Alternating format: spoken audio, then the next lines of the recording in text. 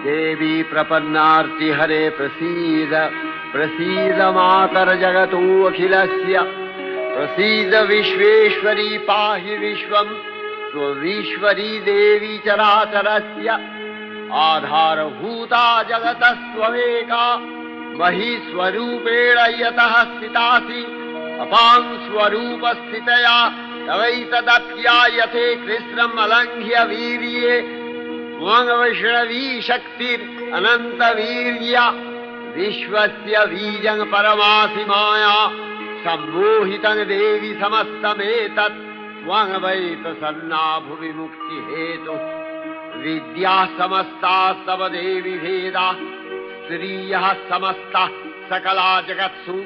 तवैकया पूरितमम्बयैतत् का ते स्तुतिः सद्य परापरोक्तिः